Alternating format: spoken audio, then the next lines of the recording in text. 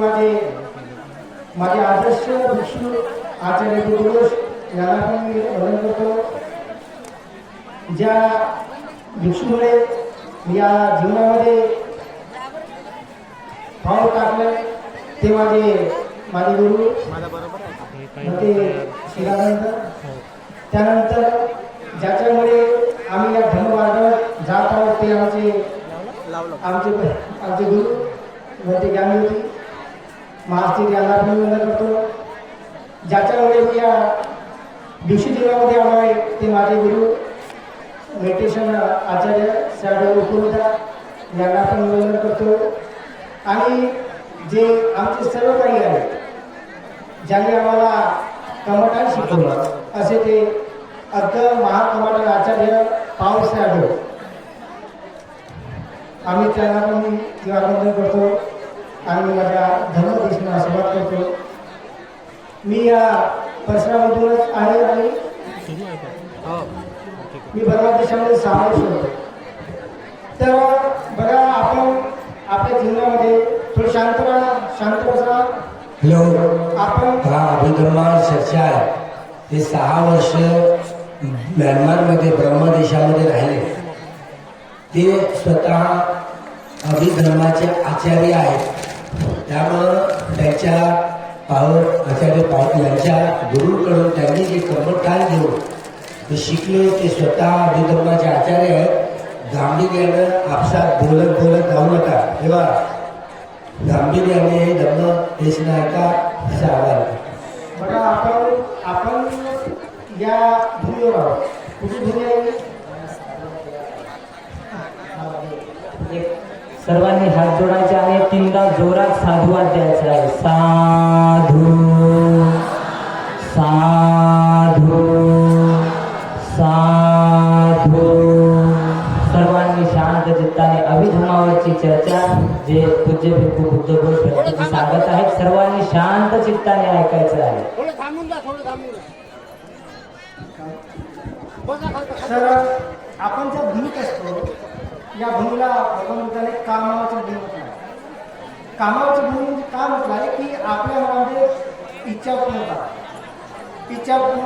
आपल्याला हे करायचं आहे ते करायचं आहे तिथे जायचं आहे तिथे जायचं आहे आणि त्या इच्छेमध्ये आपण सतत विहार करत असतो. त्यामुळे कामावरची भूमी म्हटलं आहे.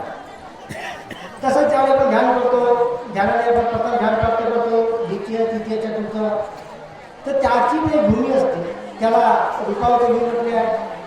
त्यानंतर आपण अजून त्यापत पेक्षा जास्त ध्यान आहे ते हाय ध्यान असतात 5वे 6वे 7वे 8वे हे ध्यान प्राप्त असते त्याला रूपावरच्या अरूपावरची भूमी म्हटली.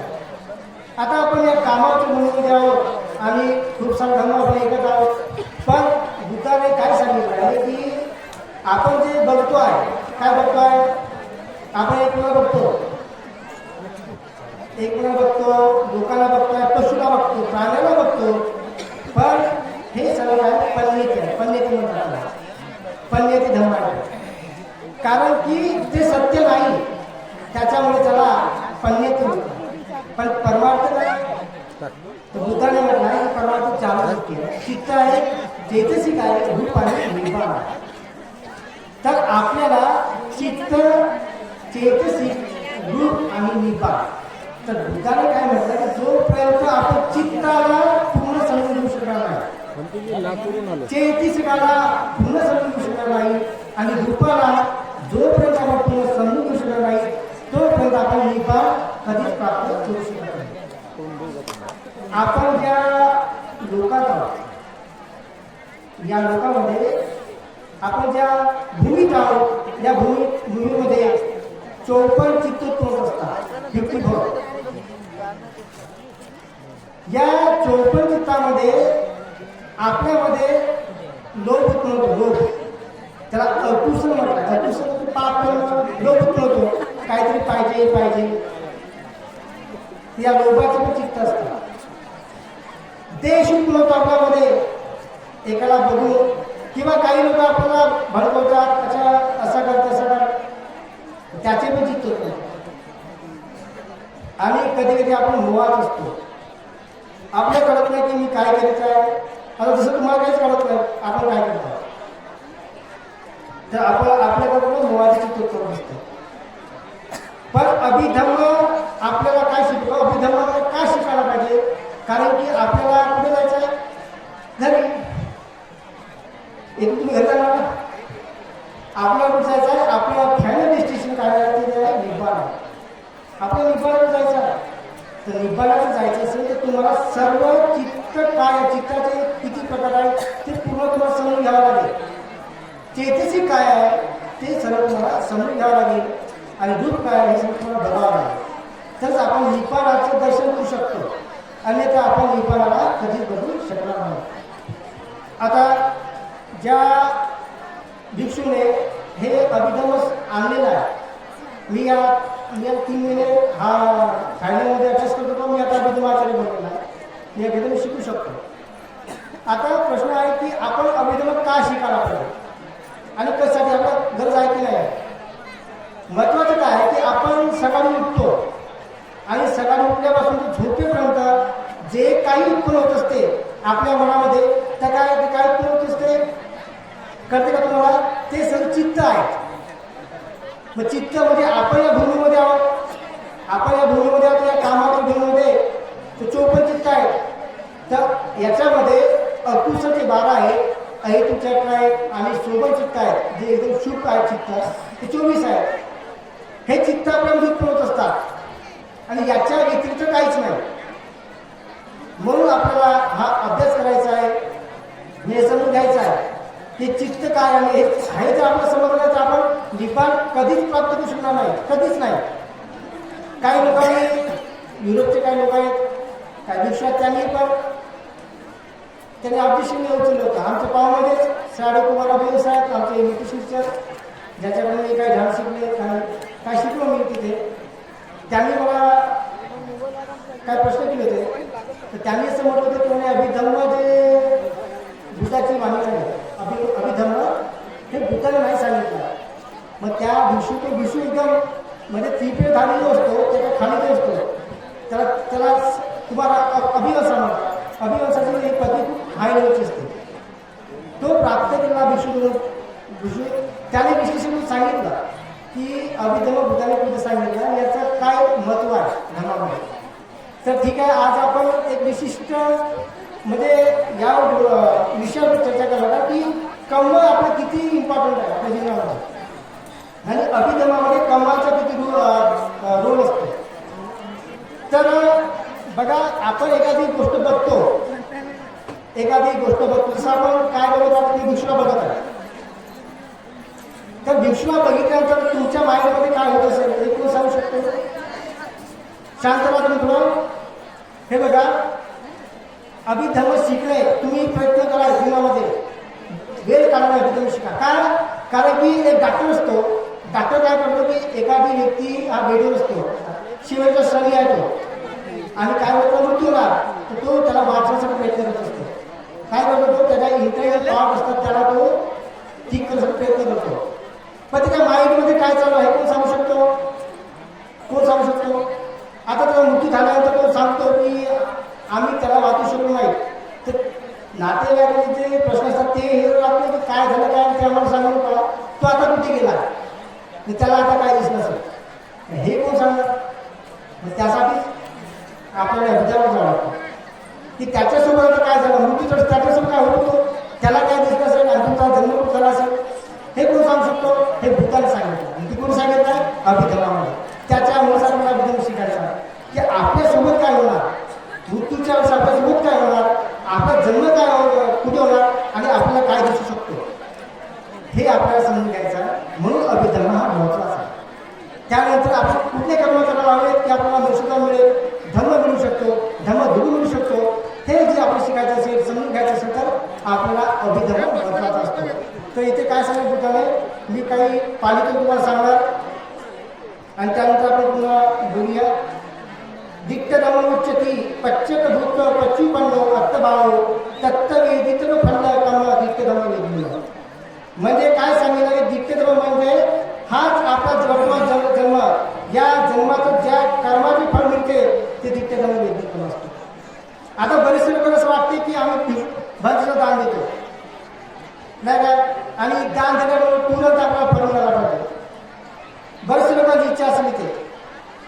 आता भंतीची आम्ही दान देतो आणि लगेच आमची काहीतरी काही इच्छा आहे, मुलाला नोकरी लागावी, आमचं आरोग्य चांगलं लागावं, हे जे वाटलं सहज साठी सांगून मी गायक आहे, तुम्हाला असं वाटणे सहजच आहे. पण या कमळात धिक्टे धर्म वैद्य कमवतात. पण हे धिक्टे धर्म वैद्य कमवत जर तुम्हाला फळाला यायचं असेल तर काय असावं? 4 गोष्टी असावं तिथे. एक आहे की आपल्याला दान असावं, मग दान वस्तू असावं. दान वस्तू म्हणजे काय की तू भिक्षू असावा. आणि तिसरी गोष्ट काय, आपल्याकडे चित्तचेतना असावी. दान देण्याची चित्तचेतना. दान आहे, दान वस्तू भिक्षू तुमच्याकडे दानाचं चित्तचेतना असेल, आपण दान देऊ शकणार नाही. मग आहे की दान घेणारा भिक्षू हे सर्वात महत्वाची अट असते. दान ग्रहण केल्यानंतर त्याने निरुत्समापातून जाऊन ध्यान करता आलं पाहिजे त्याला.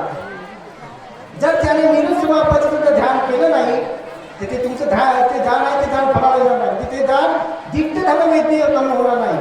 धिक्टे धर्म वैद्य कम कधी बनतो की जसं आपण एखादी फूल बघतो, फूल बघितल्यानंतर काय होत असते की आपला जे भावना असतो, भावना कुठं असतं आपला हार्ट बेस, इथे हृदय असतो, इथे कंपन म्हणजे व्हायब्रेट होत असतो स्टार्टिंगला.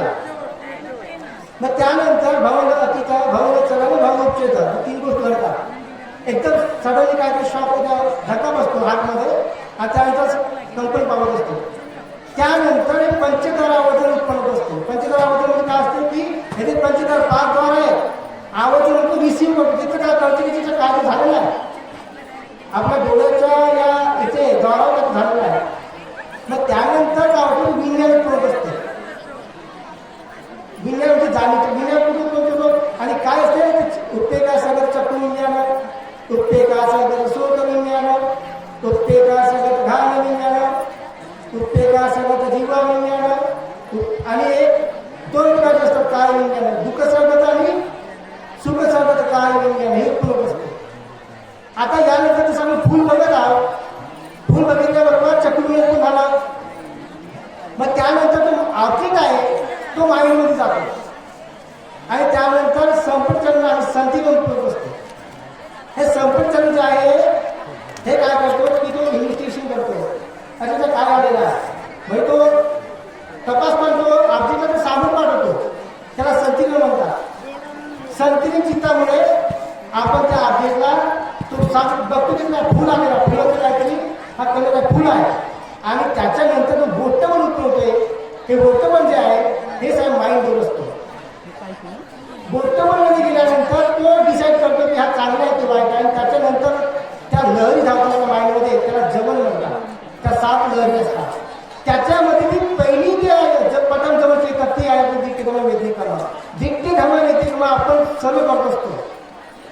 म्हणजे आपण जसं एखादा वृक्ष बघितल्याबरोबर दान देतो किंवा वंदना करतो, हे सर्व धिक्टे धर्म वैद्य कर्म असते. पण फरक हा असतो की तो भिक्षू निरसमापातीने जर गेला नाही तर ते तुमच्या फळाला येत नाही. कळलं तुम्हाला? मग त्यानंतर जी ते लहरी आहे त्या 7 लहरी धावतात माइंडमध्ये. 7 जवळ असतात.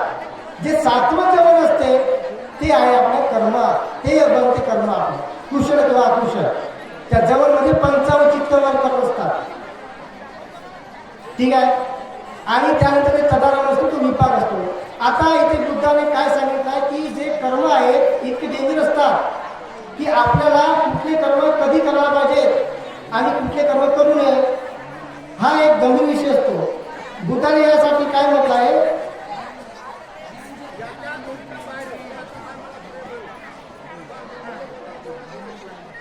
बुद्धाने असं म्हटलं आहे की बघा हे जे कर्म आहे हे कर्म जर आंधळेपणाने जर केलं आपण तर याचं जे विपाक होईल ते आपल्याला जास्त आणि भेटण्यात देणार असतो.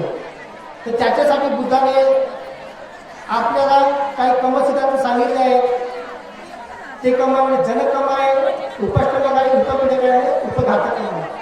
मी आवर्जून या कर्म सिद्धांतामध्ये बोलण्याचा मी विचार केला आहे आणि आपण समजून घेऊया. कारण की आपण इथं नेहमी येतच आहोत आणि आपण इथे येऊन नेहमी धर्म एकत्रच आहोत.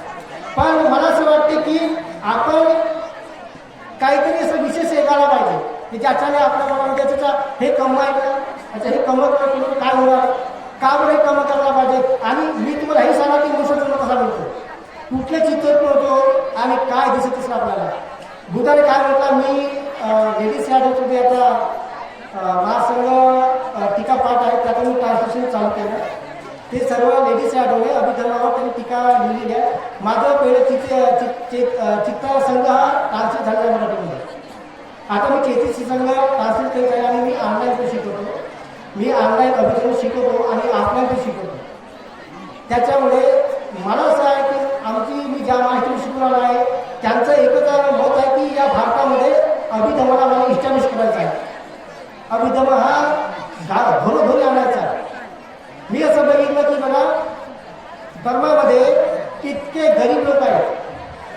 तुम्ही बाबासाहेबांमुळे आज आपण इतक्या चांगल्या परिस्थितीत आलेलो आहोत की आपल्याला खायला तर मिळतो आहे.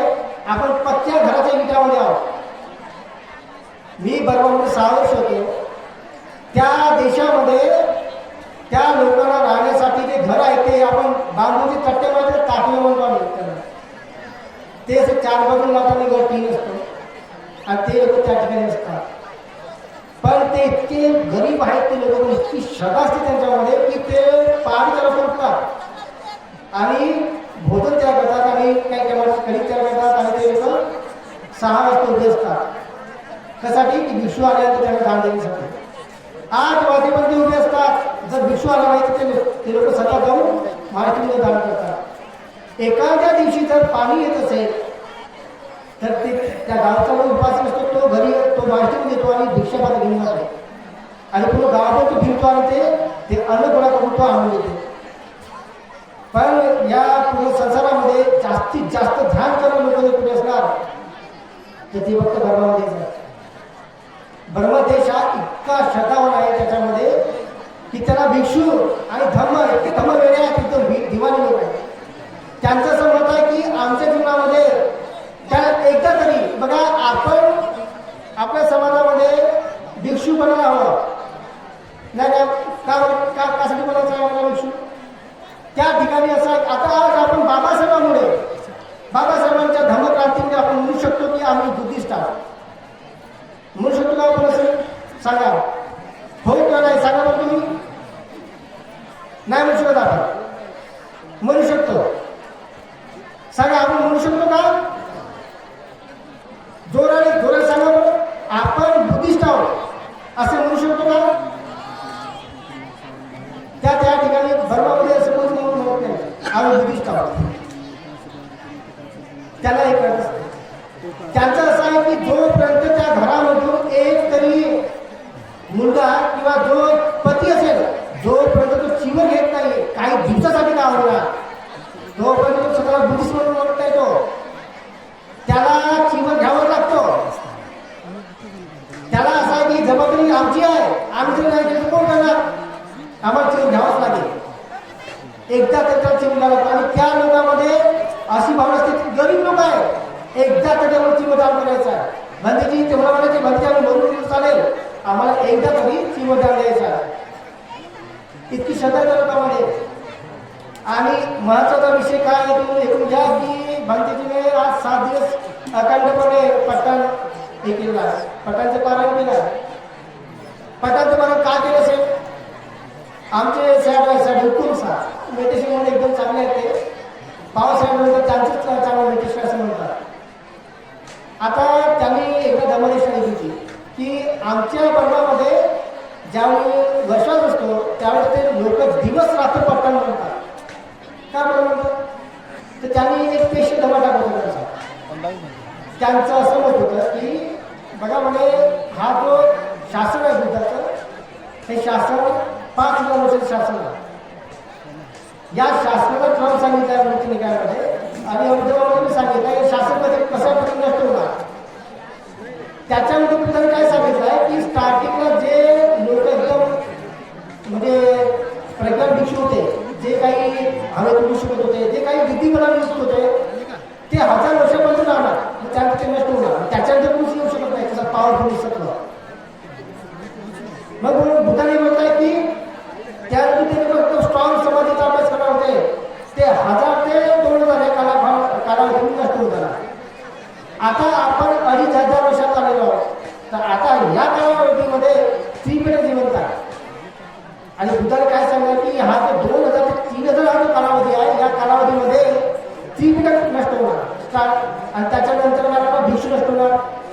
ते 4,000 कालावधीमध्ये आणि 4,000 ते 5,000 कालावधीमध्ये धर्म पण नष्ट होईल. आता याच्यामध्ये त्रिपिटक ज्यावेळी नष्ट होईल त्यावेळेस सर्वप्रथम काय नष्ट होईल? अभिधर्मपीठक नष्ट होईल. मग अभिधर्मपीठकाला कुठला भाग नष्ट होईल? मग ते दुधाने सांगितलं आहे अर्थकथेमध्ये स्पष्ट सांगितलं आहे अभिधर्माचं पट्टा नष्ट होणार. मग पट्टाची पुढची गाथा नष्ट होईल. हेतू सर्वोच्च धर्मानं हेतू पचेल ही गाथा पण नष्ट होणार हे बुद्धाने सांगितलं आहे तिथे. आणि त्याच्यामुळे त्या लोकांना इतकी भीती आहे की हे जे हा धम्म आहे हा धम्म आपल्याला पिढ्याला द्यायचा आहे. ही जबाबदारी आपल्यावर आहे. त्याच्यामुळे हा धम्म येणाऱ्या पिढीला मिळाला पाहिजे. मग कसा मिळेल? तर त्या लोकांनी म्हटलं की आपल्याला पट्टा पाठ करावं लागेल. तर त्या लोकांचं असं आहे मी जवळपास 6 वाजता जायचं मंडळामध्ये. तर मी असं बघायचं एकदम म्हातारे लोक तिथे आई म्हातारे एकदम म्हातारे लोक त्याला लिहिता वाजता काहीच येत नाही पण पूर्ण पटापट पाठ होते. तर ते लोक रोज लावून पाठ करून टाकतात लोकांना पूर्ण पटान पाणी पाडतात. त्यांचं असं मत आहे की आम्ही जर पट्टापट पाठ केली नाही तर आमचा जन्म वाया गेला. तुम्ही वाया गेला म्हणतात आमचा जन्म वाया गेला आम्हाला पट्टापट पाठ नाही. इतकं महत्व त्या देशामध्ये आहे. इव्हन मी थायलंडमध्ये 3 वर्ष होतो. थायलंडमध्ये पण मला ऐकायला लागणार नाही. पण बर्मामध्ये एकदमच त्या गरीब लोक आहेत इतकं पटा म्हणतात ते लोक डोळे पाणी पूर्ण पट्टा म्हणतात ते इतकं त्यांना महत्व आहे धर्माचं. म्हणून आपल्याला धर्म समजून घ्यायचं असेल बर्मा देश एकदमच टाकतो आहे याच्यामध्ये एकदम प्युअर बुद्ध आहे शास्त्राला तिथे. आणि बघा ध्यानाबद्दल त्याला इतकी आवड आहे प्रत्येक माणूस ध्यान करते प्रत्येक माणूस आणि उपासनाला इतकी आवड ध्यान करायची तिथे इतकी आवड आहे की ते लोक बाकीच्या गोष्टी चर्चा कधीच करीत नाही. ते लोक भगवान बुद्धाच्या काळामध्ये ज्यावेळी बुद्धाने महासत्य सांगितलं तर त्याच्या कॉमेंट्रीमध्ये असं लिहिलेलं आहे त्याच्यामध्ये की ज्यावेळेस ते लोक होते उपासक उपासिका होत्या त्या कुठे जायचा जसा विहीर असते विहीर पाणी ओढतो आणि कपडे धुतो तिथे. ज्या वेळेस उपासिका चर्चा करायच्या ह्या त्याला सांगितलं ते त्यावेळी ते असं विचारायचं एकमेकाला की तू आज कुठलं ध्यान करतो आहेस तू आज कुठलं कमळांचा अभ्यास करत आहेस. आणि एखादी उपासकाने म्हटलं की नाही मी काहीच करत नाही तर ते म्हणायचे आपल्याला तुला मनुष्य म्हणाला आणि तू ध्यान करत नाहीस तुझा जन्म वाया गेला. तर या गोष्टी त्यांच्या जे सयाडू आहेत त्यांचे ते परंपरेचे सांगत असतात. म्हणून त्या ठिकाणी ध्यानाशिवाय इतके ध्यान वेळे लोक आहेत तिथे आपण बघू शकतो आपलं काहीच नाही 1% नाही आपल्याकडे. त्या लोकांना बघितलं असं वाटते बापरे म्हणजे गरीब आहेत ते पण इतकी श्रद्धा आहे लोकांना. आणि अभिधर्म मोस्ट करून बरेचसे दिवसाला अभिधर्म समजतो चित्तावर समजतो चेतीस समजतो. तुम्ही अभिधर्म शिकले तर तुम्हाला लगेच समजून येतो की याच्या माइंडमध्ये काय चालू आहे. अच्छा हा असा विचार करतो अच्छा याचा हे चालू आहे. बघा मनुष्याचा जन्म मिळण्यासाठी 3 चित्त कारणीभूत असतात. एक आहे उपेक्षासगत कुसन संतीरण विपाक चित्त असते. हे चित्त जर पण झालं माइंडमध्ये मृत्यूच्या वेळेस तर मनुष्याचा जन्म मिळतो. कुठल्या चित्तात आहे उपेक्षासगत संतीरण कुसनंता चित्त आहे हेतुपूर्ण चित्त असते. पण प्रॉब्लेम काय असतो की चित्त पण झालं जन्म झाला तर तो मुलगा मतीमधून जन्म येतो. तो फक्त शरीराने वाढतो पण त्याचं मन माइंड बुद्धी प्रज्ञा कधी विकसित होत नाही आणि अपंग पण असतो तो. त्याच्या वेगवेगळे त्याचे कर्म असतात. हे त्या ऐतूक चित्तामध्ये खूप असते संतरी चित्तामध्ये. मग आपलं चांगलं जीवन मिळण्यासाठी कुठे 2 चित्त असतात ते कारणीभूत असतात. ते चित्त खूप मला पाहिजे त्यासाठी आपण इथे येतो. बनते तरी काय येतो नाही दरवर्षी 30-31 याचा कार्यक्रम होता. हे मी तुम्हाला सांगणार की कशासाठी आपण इथे येतो आहे कशासाठी आपल्याला बनवण्याचे आहे कशासाठी आपण ध्यान करायचं आहे. तर आपलं जे कर्म होतो ते आहे दुसरं चित्त ज्ञान सर्व चित्त असतात ते 24 चित्त आहे महापुरुष चित्त म्हणतात त्याला. सोमरसगत ज्ञान संपूर्ण संस्कार संस्कार चित्त असतात.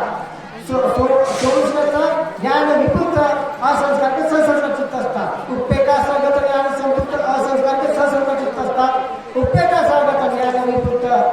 असतात ते सहस्त्र चित्त असतात. याच्यामध्ये ज्ञान संकुल ज्ञान विकृत काय हे प्रसंग होतात. मग तुम्हाला कळेल की आपण काही अवस्थेला आपण कुठे जात आहोत आणि आपण ते कशाला येतो आणि आपण काय करतो आहोत. एखादी व्यक्ती दान देतो.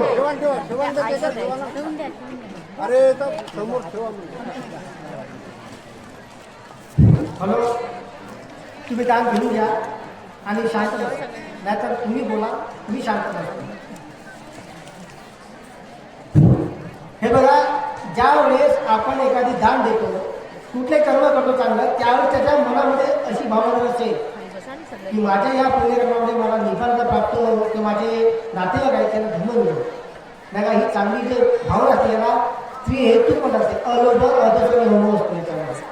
त्याला त्रिहेतूक परिसंधी असते. ती त्रिहेतूक असतो ते चित्त, त्याला ज्ञान संकेत म्हणतात. पण एखाद्यामध्ये असं असते की मी दान देतो तर माझं नाव मला पाहिजे, अहंकार होतो, माझं नाव देत नाही ते म्हणजे की माझं नाव इथे ठेवा, तिथे वाहनं पाहिजे, असं कसं पाहिजे. किंवा तो किती दान देतो, चांगलं दान देतो, की याला ज्ञान विकृत म्हणतात. ते हे ज्ञान विकृत चित्तामध्ये ती हेतूक असतो, अलोभ आणि अदर्श असतो याच्यामध्ये. तर मृत्यूच्या वेळी जर आपल्यामध्ये जर ज्ञान विकृत झालं तर आपल्या वंशाचा मृत्यू किंवा ते येतो मात्र आपण जाऊ. पण आपल्यामध्ये लोभ जो आहे तो लोभाला आपण कंट्रोल करू शकत नाही, देशाला आपण कंट्रोल करू शकत नाही त्या चित्तामुळे. तर जितके लोक मनुष्य जन्माला आलेले आहेत आणि ज्याच्यामध्ये स्ट्रॉंग लोभ आहे का स्ट्रॉंग दोष आहे तर ते हेतूक आहे. सहसा आपण पडत ते देतो ते हेतूक आहे. ज्ञानविकृत चित्तामुळे त्यांचा जन्म झालेला आहे. मग ज्ञानसंपन्न चित्तामध्ये जर जन्म झाला असेल तर तोच व्यक्ती ध्यान करू शकतो आणि तोच व्यक्ती निपान प्राप्त करू शकतो. बरेचसे उपासक विचारतात की म्हणजे की इतके भिक्षुक ध्यान करतच आहे, अनंत का झालेलं आहे नाही का. बरेचसे आम्ही ज्यावेळी ते येतो भारतामध्ये तर आम्हाला प्रश्न करायचे दीर्घ शिबिर करत आहेत 40 दिवसाचे 60 दिवसाचे असं तसं ते अनंत का झालेलं आहे. अरे त्यांचं मूळच काय हे आपल्याला माहिती नाही. ते जर ध्येयतूक जर असणार तर ते कधीच मुक्त होऊ शकत नाही. या जीवनामध्ये फक्त त्रिहेतूकचे पर्सेंट जे असते तेच मुक्त होऊ शकते, तेच निपाचा साक्षात्कार करू शकतो. तर त्यासाठी आपल्याला कुठे शिकायचं आहे की आपलं हक्क काय आहे. मग आपण बंदीची आपल्याला दर्शकार्थ घेतात. तुम्हाला बोलणं कशासाठी करतात, बंदीसाठी स्वतःसाठी करतात का नाही. तुमच्या हाताने हे कुशल व्हावा, हे ज्ञानसंपन्न चित्त वारंवार व्हावा, यासाठी हे कर्म करावं लागतं. इथे यावं लागेल किंवा भिक्षुक जावं लागेल, धर्म ऐकावं लागेल आणि भिक्षुक चारिका द्यावं लागेल. भिक्षुक करता तुमच्या चारिकेला नाही, तुमच्या घरावर भिक्षुक नाही. भिक्षुक मागून हातून गेले तुम्ही नाही का. बघा, सर्वात शुद्ध चित्त जर कुठलं असेल तर ते चित्त फक्त चारिका करताना आपण चारिका देतो, दान देतो, पिंडपात म्हणतात, ते चित्त एकदम ज्ञानसंपन्न चित्त असते, एकदम प्युअर चित्त असते ते. कारण की ज्यावेळी भिक्षुकच्या दाराने उभा होतो त्यावेळेस तुम्हाला काहीच कळत नाही. फक्त तुम्हाला असं वाटतं की बंदीचे आले आहे आणि काही करून आपल्याला दान त्याच्या पात्रात टाकायचं असते. तर ते चित्त आहे ते प्युअर, ते अलोभ अदर्शन अनुभवाने युक्त असते. ते त्यामुळे ज्ञानसंपन्न चित्त असते आणि हे चित्त तुमच्यामध्ये त्याच लूप करू शकते. बाकीच्या वेळेस कुठल्याच वेळेस करू शकत नाही. त्याच्यामुळे त्या पार्वती देशामध्ये भिक्षूंना आवर्जून सांगितलं की तुम्हाला रोज चारिका करावंच लागेल. जरी उपासक आहे तिथे लोक दान देतात तरी पण ते भिक्षू चारिका करतात. कारण की तुमच्यामध्ये चित्त होण्यासाठी तुम्हाला ध्यान करावंच लागेल, बंद होणारच लागेल. कारण की हे चित्त आपण व्यक्त करायचे आहेत आणि या चित्तानेच आपण मुक्त होऊ शकतो, निपान प्राप्त करू शकतो, हे बुद्धाने सांगितलं आहे. आता प्रश्न हा आहे की जर मृत्यूच्या काय होत असेल आपल्यासोबत, काय होणार आपण मृत्यूच्या वेळेस, कळते का तुम्हाला नाही का. बघा, इथे माझ्या अगोदर आता मला माहित नाही भारतामध्ये अभिनेत्याबद्दल काय बोलतात, कोण टीचर आहेत आणि काय सांगतात मला माहीत नाही. आमचं बरेचसे स्वप्न होतं की आम्हाला बरोबर शिकायचं आणि आम्ही प्रयत्न करतच होतो. पण माझं या समाजाचं पुण्य म्हणा किंवा माझे काही बाबासाहेबांच्या पुण्याने मला शिकायला मिळालं. तर आपल्याला हे समजून घ्यायचं की आपल्याला मृत्यूच्या वेळेस काय होतं हे समजून घेणं एकदम महत्त्वाचा विषय असतो. मृत्यूच्या वेळेस 3 गोष्टी उत्पन्न माइंडमध्ये. एक असतो कंबर, दुसरं कंबर निमित्त आणि दुसरं गती निमित्त उत्पन्न असते. ते कमळ पूर्ण होते त्याचा क्रम सांगितला आहे लेडीज ॲडमध्ये. लेडीज ॲड काय म्हणतात की कमळ ज्यावेळेस पोहोचतो त्यावेळेस घरपोच कमळ पोहोच असते. मग आसन कम असतो, आचीने कम असतो आणि मग कट्टा कम असतो. हे 3-4 कमाचा एक सिक्वेन्स सांगितले. आता गरुड कमळ म्हणजे काय, जे हेवी कमा आहे एकदम हेवी कमा भिक्षूसाठी 3 असतात, भिक्षूसाठी 2 आहेत ना, भिक्षूसाठी एकच आहे. सगळं येथे कमा असते, एक भिक्षूसाठी एकदम हेवी कमा असतो, सगळ्याला तो फिर पडतो. मग आहे लोहितपात असतो, दुधाच्या शरीरातून रक्त काढणे. त्यानंतर काय आनंदाची हत्या करणे. आणि तुमच्यासाठी असले 2 कम आहे, ते आहे आईची हत्या करणे आणि मुलाची हत्या करणे. मातू पितू घाटामध्ये जातो. हे कम जर तुमच्या हातात होत असेल तर तुम्ही कधीच या जन्मात शक्यच नाही. पण तुमचं गती जे आहे ते अविचल तुमचं. त्याच्यामुळे हे कम आपल्या हाताला होऊ नये. तर स्टार्टिंगला हेच कम उत्पन्न होत असते. पण गरुड कमामध्ये महागत चित्त आहे, महागतले आहे. जसं ध्यान प्राप्त केलं असेल एखाद्या उपासकाने भिक्षूने तर ते उत्पन्न होतात. मग त्यानंतर हे कम सुटले आपले स्किप झाले. मग काय उत्पन्न यामध्ये गरुडचं कम जर नाही संपले तर आसीन कम असतो ते एकदम उत्पन्न होतात. त्याला बहुलं कम म्हटलं जाते. म्हणजे आपण असं असते की जसं मृत्यूच्या वेळेस एकदम जवळचं कमळ काय असतो, जे कमळ केले करतो तेच आठवतो आपल्याला. एखादा व्यक्ती भांडण करतो आहे आणि तो भांडण करताना त्याचा मृत्यू झाला तर त्याला तेच आठवतो. त्यासाठी थोडं लक्ष द्या. लक्ष द्यायला थोडं आपल्याला आयुष्यावर बोलायचंच आहे आणि बोलण्यासाठी शांत राहा. या अभिधर्माची चर्चा दुर्मिळ चर्चा आहे, त्यामुळे शांत चित्ताने ऐका. नाही तर तुम्ही बोला, मी बोलू नका. ऐका, तुम्ही कशाला तिथे उभं राहून गोष्टी करता येते. शांततेने ऐका. आपल्याला हे एक शब्दच कठीण आहे, तिथे तर तुम्ही रिपीट किती वेळा रिपीट करावं. तर आपल्या काय आठवत असते, तर दुकाने काय सांगितलं की त्यावेळेस जे कमळ आठवेल ते, म्हणून एखादी व्यक्ती मृत्यूच्या सेवेत पडलेला असेल तर कधी रडायचं नाही. आपल्याकडे इतके रडतात मग त्यावेळेस तो व्यक्ती तर दुःखी असतो, पण आपले नातेवाईक रडत असतात तर कधीच रडायचं नाही. तर काय करायचं आपण, जोपर्यंत तुमचा आवाज त्याच्या कानापर्यंत जाणार तोपर्यंत त्याला सांगत राहायचं की तुझ्या जीवनात तू जे काही चांगलं पुण्यकर्म केलं असेल, जे काही पुस्तकाला बघितलं असेल, दान केलं असेल, बुद्धगेला गेला असणार ते आठवायचा प्रयत्न कर. जोपर्यंत त्याचा आवाज जात नाही, आवाज ऐकू शकतो तोपर्यंत सांगायचा प्रयत्न करायचा. त्याला आसीन कम म्हणतात. हे आसीन कमामुळे तो ऐकल्यामुळे ते त्याला आलंबन दिसेल.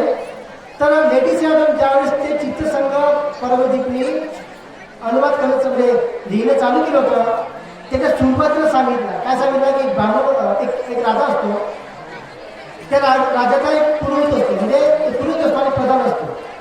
आता राजाला काय होतं की हा मूर्तीच्या सेवेत पडलेला असतो आणि राजाला काय दिसते की एक असं लाल भूमी दिसत असते. तर तो आपल्या प्रधानाला सांगतो की मला लाल भूमी दिसतो आहे, हे काय आहे. तर तो पुरोहितला विचारतो हे काय दिसतोय याला.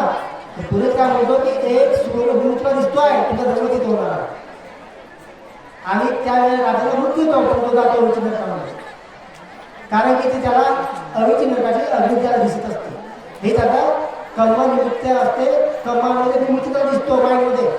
काही लोक ते काय म्हणतात, त्याला लेडीज अनुवाद केला तिथे काय म्हणतात की काही लोकांना उघडेपणा दिसतात ते निमित्त, तर काही लोकांना हात दिसत ते डोळे बंद केले असतात, तर त्याला हात म्हणजे हदी नसतो असतो, मनोद्वार असतो, तो माइंड तो त्याला बघत असतो त्या निमित्ताला. तर त्यासाठी एखाद्याच्या चित्तामध्ये अकुशल पण झालं आणि जर ते त्याला दिसत असेल तर तुम्ही डायरेक्ट त्याला सांगू शकता की तू सुतपणे लावायला पाहिजे त्यावेळेस की तुझ्या जीवनात काय तर तू चांगले कर्म केलं ते आठवायचा प्रयत्न कर, तू वारंवार आठवायचा प्रयत्न कर, आणि त्याच्यामुळे ते त्याला अभिजाती फील होऊ शकतं. हे लेडीज सांगितलं. ठीक आहे. तर त्याच्यामुळे रडायचं नाही. आपल्याला इतके रडतात सोडून आता तू जाणार आहेस. आता कोणी आहे का सर पोस्ट काढून कोणी तुम्हाला जायचं, आम्हाला पण जायचं आहे. पण हे शिकून घ्या की आपला मृत्यू कसा होणार आणि आपला जन्म कसा होईल पुढे. हा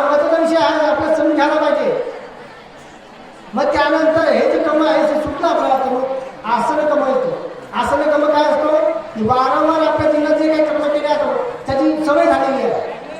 एखाद्या व्यक्ती चोरी करतो त्याला सवय झाली आहे, एखाद्या खोटं बोलतो त्याची त्याला सवय झाली आहे, तर ते कमाई ते पॉवरफुल असतात. एखाद्याने दान दिला त्याची सवय झाली आहे, ध्यान केल्यासाठी त्याची सवय झाली आहे. हे कर्म एकदम स्ट्रॉंग पॉवरफुल बनतात आणि ते कर्म आठवड्याला सुरू होतात. याला आसन कर्म म्हणतात. आणि हे तिन्ही कर्मचे सुटले तर मग कट्टा कर्म असतो. कट्टा कर्म आल्यानंतर मग त्याला बॅलन्स कर्म असतात, ते कर्म विपाक येतात आणि त्यानंतर त्याला जन्म होतो.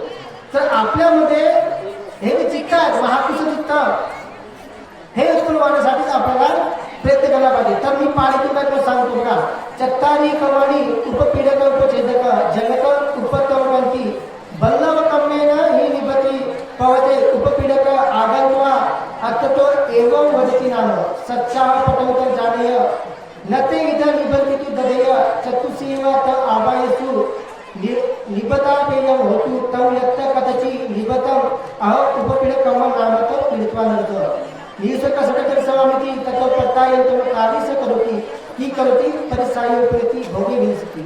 हा महत्वाचा आहे. मी हे पुस्तक ट्रान्सलेट केलेलं आहे मराठीमध्ये, अवश्य वाचा तुम्ही.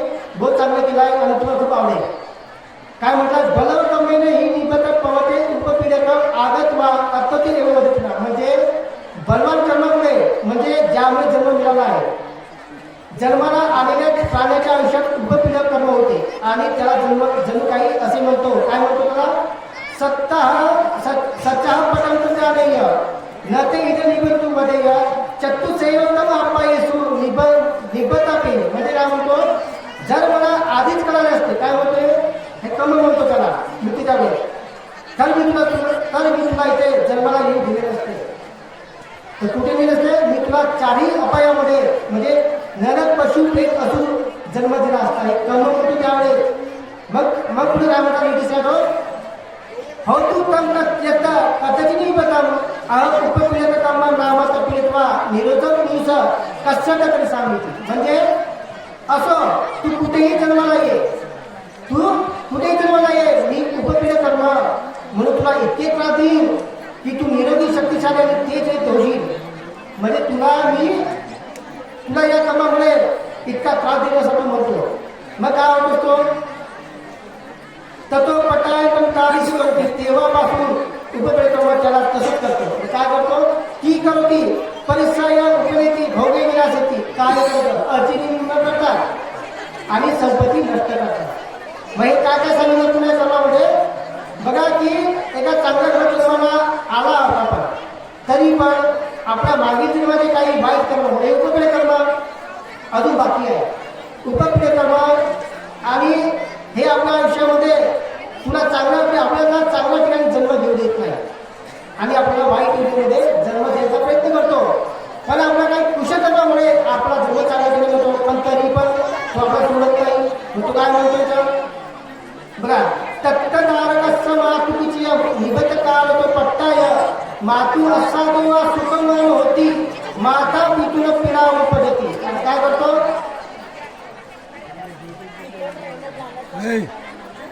तुम्ही कशाला बोलता इथे, होय उपासिकांनो, तुम्ही चला, तुम्ही बोलू नका तिथे, नाही तिकडे पलीकडे जाऊन बोला, तिकडे पेंडांच्या बाहेर बोलू नका अजिबात, पेंडांच्या बाहेर जाऊन बोला, गपरा. हे उपपीडक हे शब्द तरी ऐकले का तुम्ही आता? हे कम्म कम्म कम्म सुरू आहे. कोणाच्या घरात कसा तुमचा जन्म होता, तुम्ही कशा हा ती सवय आहे ना तुम्हाला, ती सवय सांगत आहेत ना तुमची. हा ना तुमची खरं तुम्ही ऐकून घ्या, मी तुम्हाला आग्रह करतो, ठीक आहे. बघा तो काय करतो, की जिथे मुलाच्या मातेच्या गर्भात जन्म झाल्यापासून मातेला सुख किंवा आनंद देत नाही, ठीक आहे. हे उपपीडक कर्म करतोय आपल्याला. आपल्या आईला आपला जन्म झाल्यानंतर आपल्या आईला सुख राहत नाही आपल्या जन्मामुळे, इतकाही वेदना त्याला कम असतो. उलट आई वडिलांना त्रास होतो, त्याच्यामुळे आनंद होत नाही त्या बाळामुळे. मी एक किंग आहे असं समजून घ्या त्या देशाचा, तो जन्म झाला त्याचा आणि बघा त्या देशाला किती त्रास होता नाही का. त्या देशांना आपण माहीत असेल, पूर्ण प्रजा त्रस्त आहे त्या देशामुळे, त्याच्या व्यवहारामुळे. किंग नाव आहे त्यांचं, तुम्हाला माहीतच आहे की तिथे का दिला प्रपंचला, तर त्याचा धर्म झाल्यामुळे पूर्ण प्रजा त्रस्त आहे. इतकं वाईट कर्म त्याचा आणि त्या देशाच्या लोकांचा किती वाईट कर्म असेल हे समजून घ्या. हे आहे तुला तुम्ही सांगणार नाही, हे अभिधम आहे. मग काय म्हणतात, एवं परिसाई उपलब्धी अशा प्रकारे चिन्ह करतात. दारकस्यपण मातृसुचंपी निबंध काळ तो पट्टाय गे भोगा उदकम पत्वा लोणवीय राजा दिनवसी निवसती. मुलाच्या गर्भात जन्म झाल्यापासून घरात संपत्ती, पाण्यातील मिठाप्रमाणे राजा किंवा इतरच्या कामाने नष्ट होतो. म्हणजे त्याच्या मुलाच्या गर्भात आल्यामुळे तो मुलगा ते कर्म घेऊन येतो, तर त्याच्या घरची संपत्ती नष्ट होऊन जाते. ते लोक कंगाल होतात.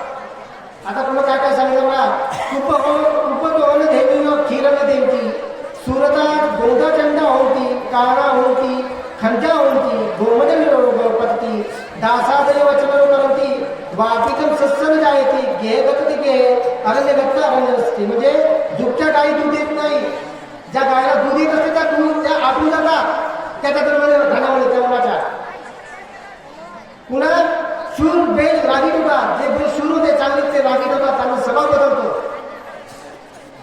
आंधळे होतात, लंगडे होतात, गुरामध्ये रोगराई पसरते, नोकर चाकर आद्य पडत नाही, पेरलेले पीक येत नाही, जे पेरतात ते पण पीक येत नाही त्या मुलाच्या जन्मामुळे.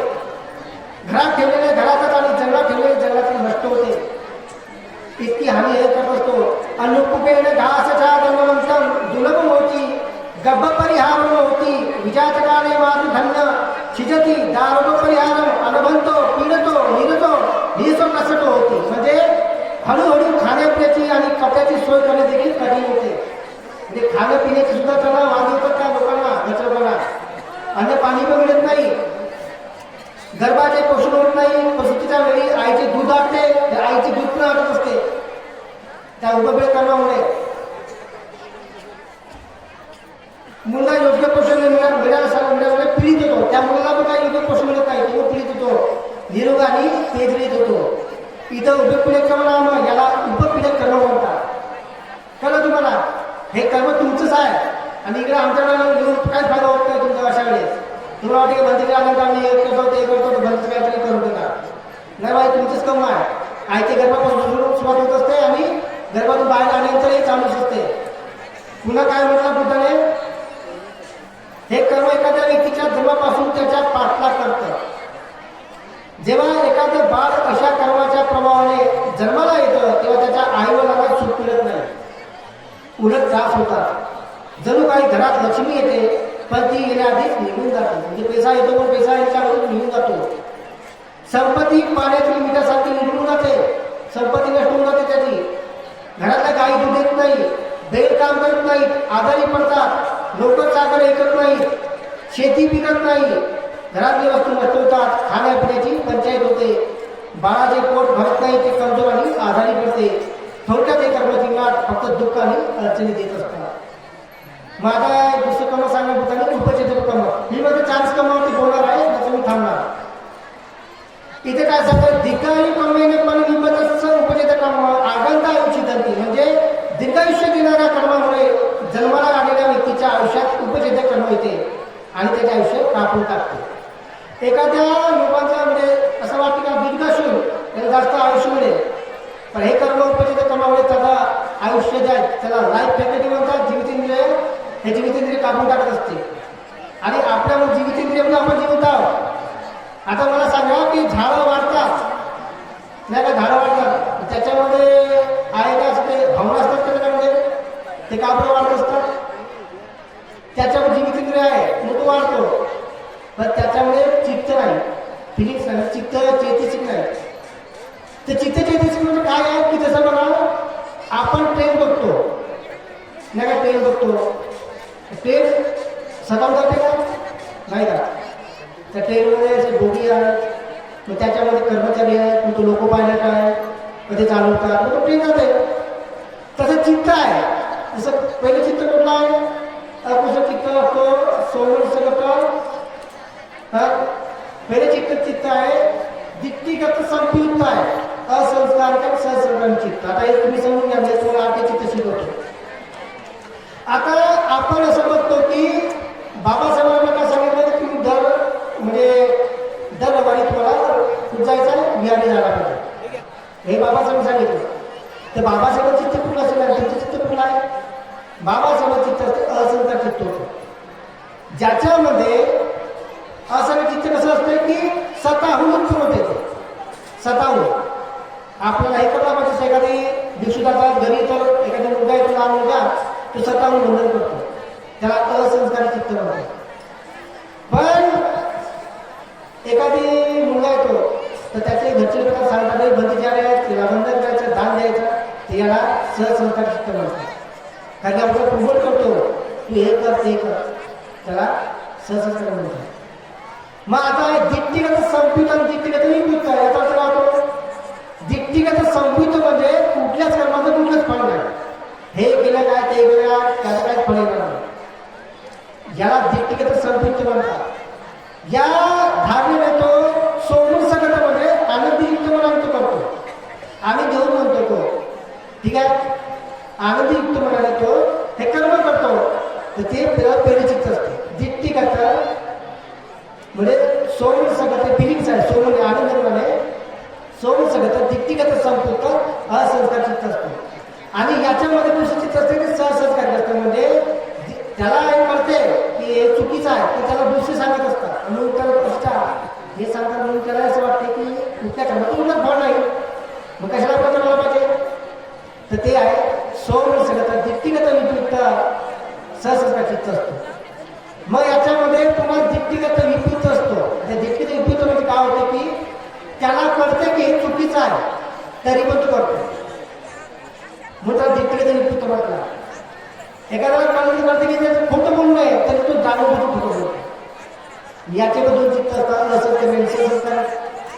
आणि मग असतो उपेगा स्वागत दिट्टिगत संपुट असंख्य सहसंस्कार चित्त.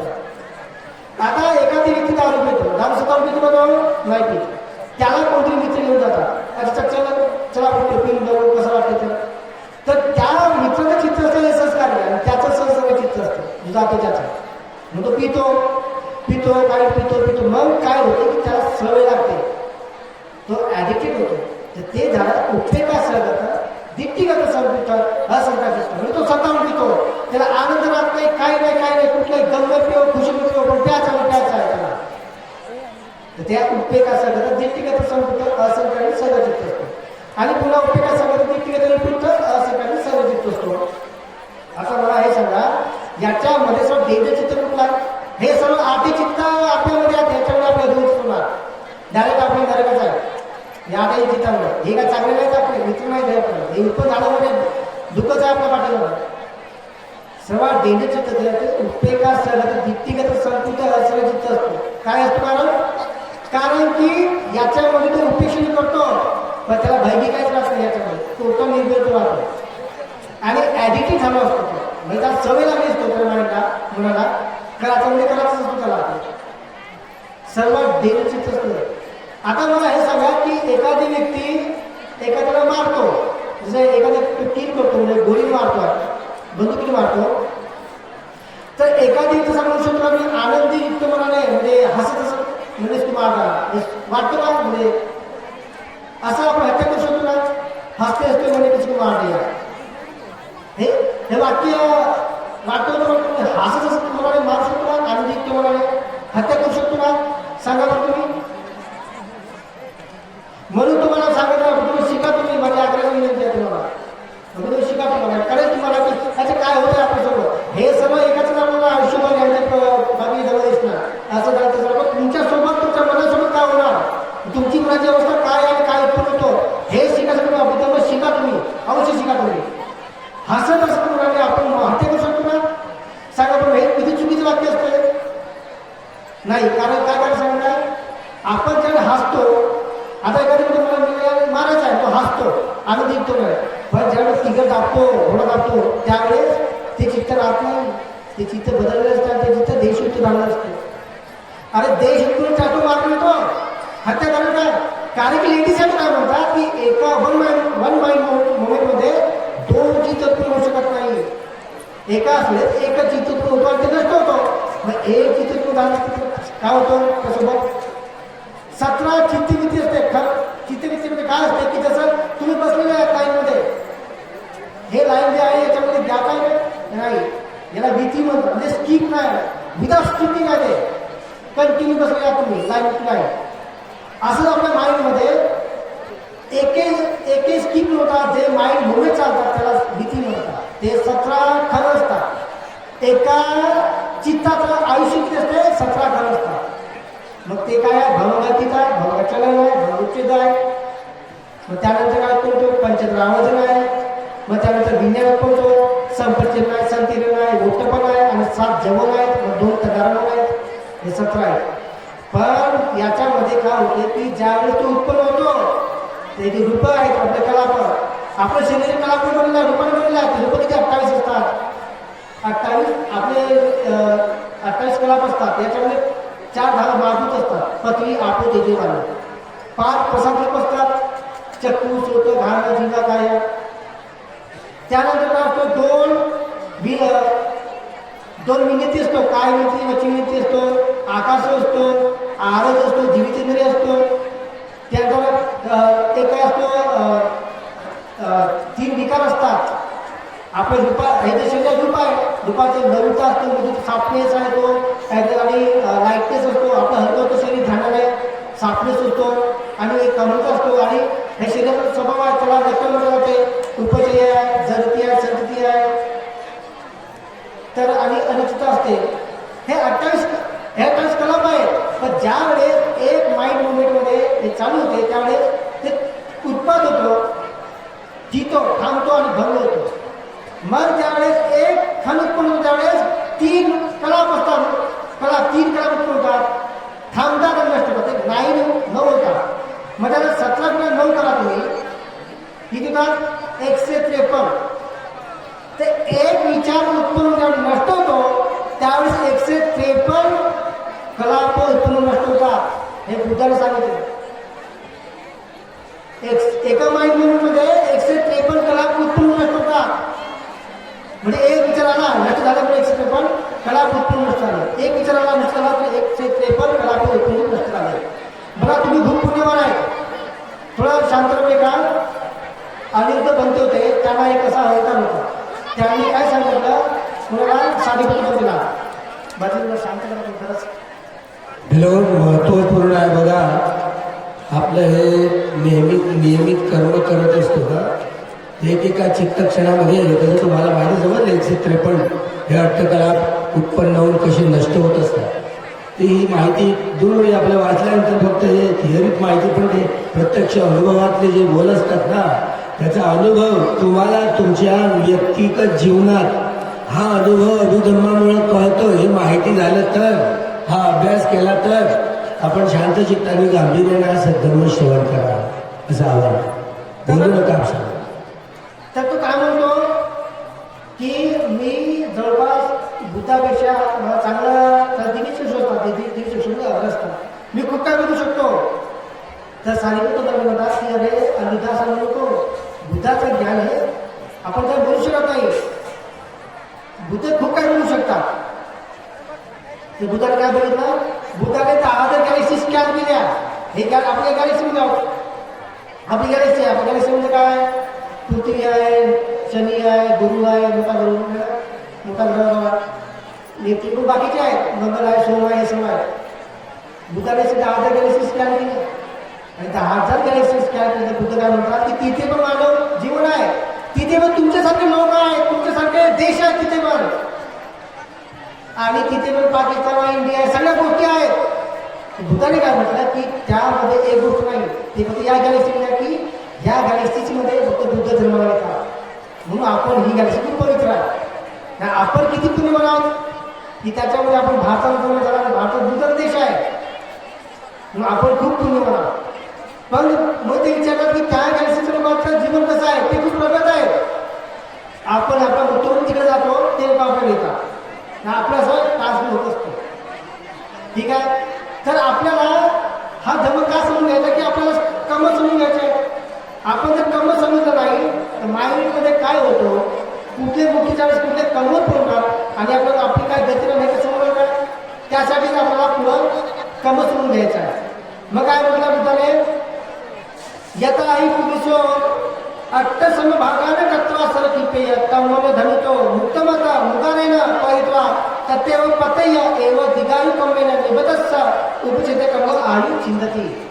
काय म्हणते की जसा एखादा पुरुष आग उसाभरापर्यंत म्हणजे सुमारे 100 मीटर बाण फेकतो आणि दुसरा कोणी तो बाण धनुष्यातूनच सुटतात मुसळाने त्या दगडी हातोड्याने मारून तिथे पाडतो.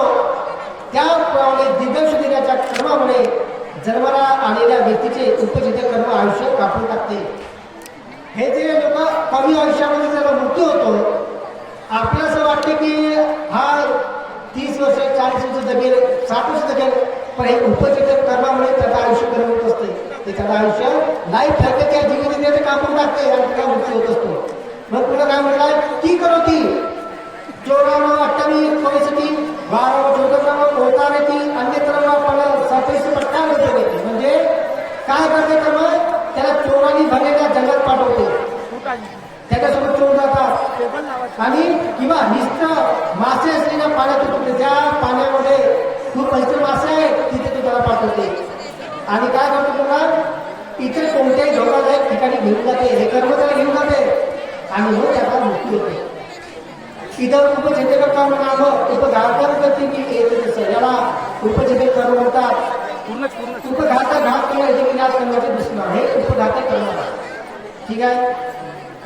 समजा एखाद्या व्यक्तीला दीर्घायुष्य लाभण्याचे कर्म फळास आले आहे, पण मागील जन्मात एखादे वाईट उपजेचे कर्म अचानक सक्रिय होते.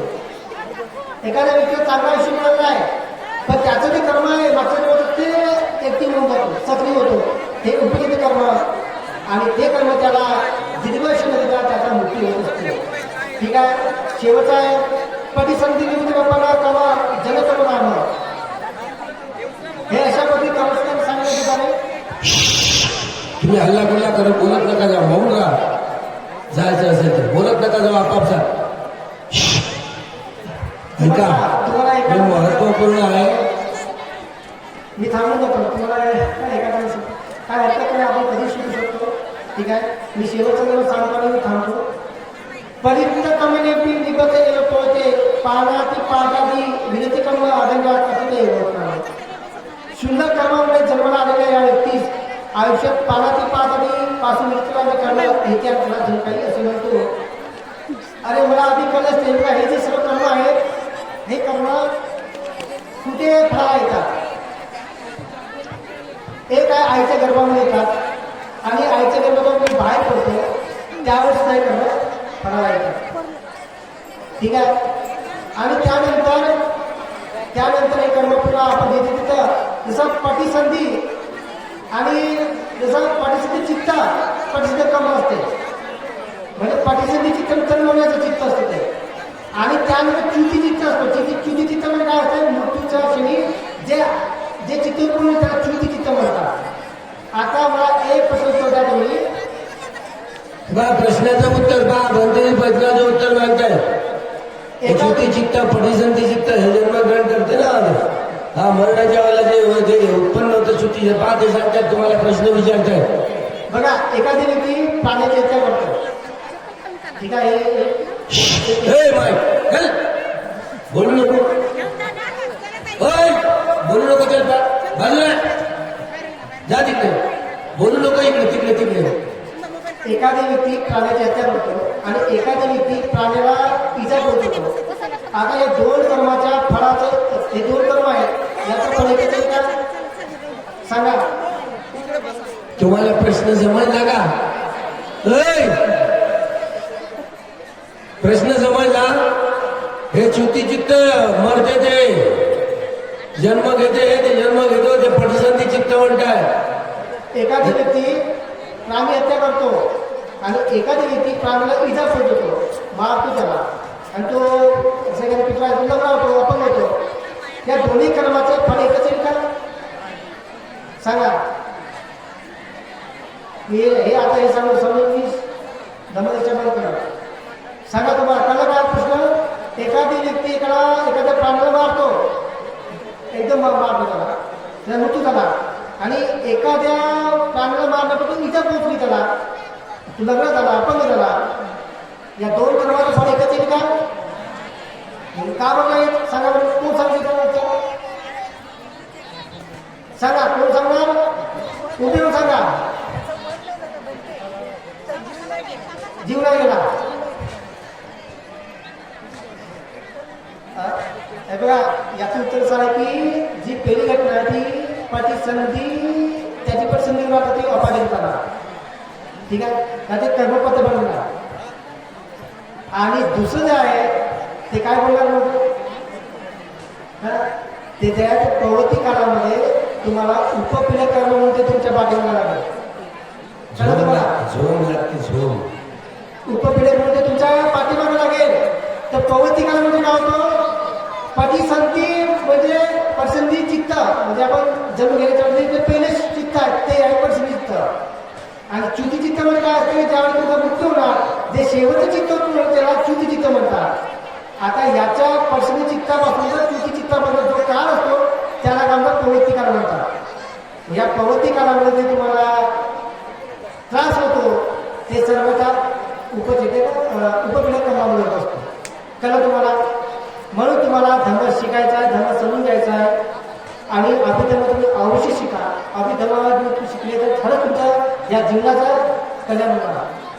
आणि आता असा आपण बोलूया विषय करत राहणार आणि तुम्हाला याचा काही लाभ होणार नाही.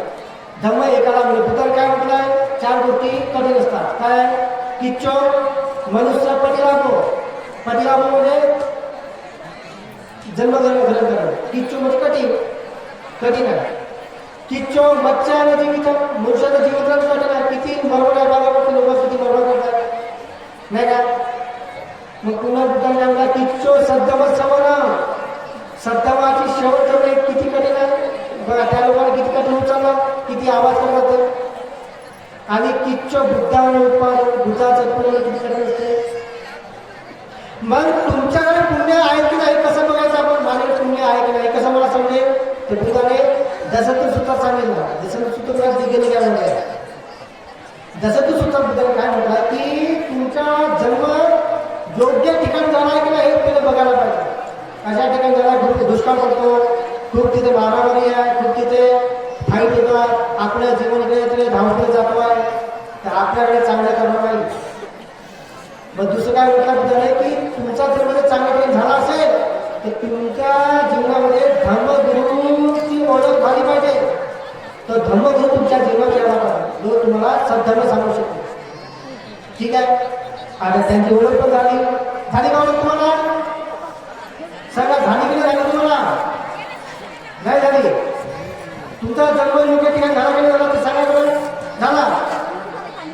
मग योग्य ठिकाणी जन्म झाला तर ते जो धर्मगुरू आहे कल्याण मिळतो तो भेटला का तुम्हाला? भेटला. मग बुद्धाने काय सांगितलं की 2 गोष्टी असतात. तिसरी गोष्ट आहे की आपल्याला धर्म शिकण्यासाठी वेळ काढायला पाहिजे, धर्म समजण्यासाठी वेळ काढायला पाहिजे. तर वेळ काढणार तुम्ही, काही लोक वेळ काढतात, काही लोक गप्पा मारत आहेत, काही लोक आवाज करीत आहेत. आणि मग बुद्धाने काय म्हटलं की तुमचं पूर्वधर्माचं पुण्याचं स्मरण करायला पाहिजे. स्मरण कसं करणार आपण की आपण मागच्या जन्मात अनेक जन्मात इथे आलेलो आहोत, इथे या भूमीवर, आणि या भूमीवर आपण धम्म हे केला आहे, धम्मश्रवण केला, ध्यान केलं असेल म्हणून तुम्ही त्यावेळेस आलेला आहे. हे 4थं लक्षण बुद्धाने त्या दशरथ सुद्धा सांगितलं आहे. म्हणजे आपण पुण्यावर आहोत, त्याच्यामध्ये आपण आलो धर्म हे करत आहोत, धर्म श्रवण करीत आहोत आणि आपल्या समोर धर्मगुरू आहेत.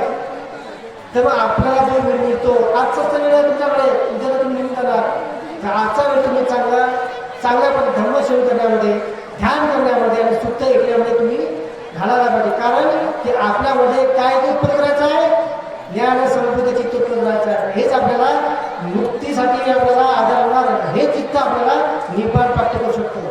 हे त्रिहेतू चित्त, त्या त्रिहेतू चित्ताने तो निपाण प्राप्त करू शकतो. द्विहेतू आणि एक हेतू मला निपाण प्राप्त करू शकत नाही. असं ठीक आहे, मी माझी धर्मदेशना थांबवतो. साधू साधू साधू साधू.